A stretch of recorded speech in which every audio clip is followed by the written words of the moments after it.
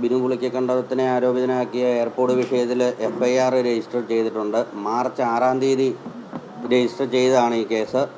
FIRൻ്റെ പകർപ്പാണ് ഈ കാണിക്കുന്നത്. കൂടാതെ ഞാൻ മാർച്ച് ആദ്യം തന്നെ മൊഴി കൊടുത്തായിരുന്നു. മൊഴി കൊടുത്ത ഉടനെ തന്നെ FIR ഇട്ടതാണ് 454-380.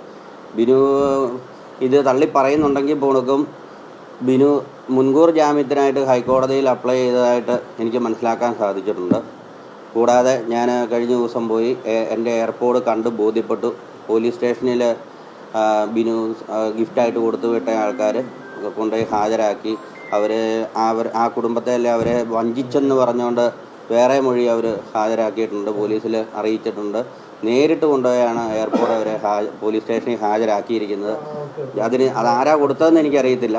കാരണം കൊടുത്ത ആൾക്കാർ അത് കിട്ടിയെന്ന് പറഞ്ഞ് പോലീസുകാർ വിളിച്ചു കഴിഞ്ഞപ്പോൾ ഞാൻ ചെന്ന് എൻ്റെ സാധനം കണ്ട് ബോധ്യപ്പെട്ട് ഫോട്ടോയും എടുത്ത് സാധനം കണ്ട് ബോധ്യപ്പെട്ടിരിക്കുന്നതാണ്.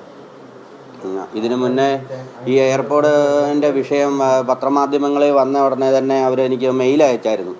ഈ സാധനം ബിനു എനിക്ക് ഗിഫ്റ്റ് തന്നാന്നും പറഞ്ഞുകൊണ്ട്. അതും ഞാൻ പോലീസിൽ ഹാജരാക്കിയിട്ടുണ്ട്.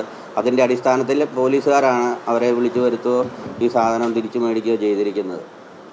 പിന്നെ ബാക്കി തുടർ നടപടികൾ ഉണ്ടാകുന്നതാണ്. പോലീസുകാരുടെ അന്വേഷണത്തെ ഞാൻ വളരെ തൃപ്തനാണ്. മോഷണം പോയതിന് ശേഷം ബിനു കുറേ കാലം ഉപയോഗിച്ച ശേഷം ഈ സാധനം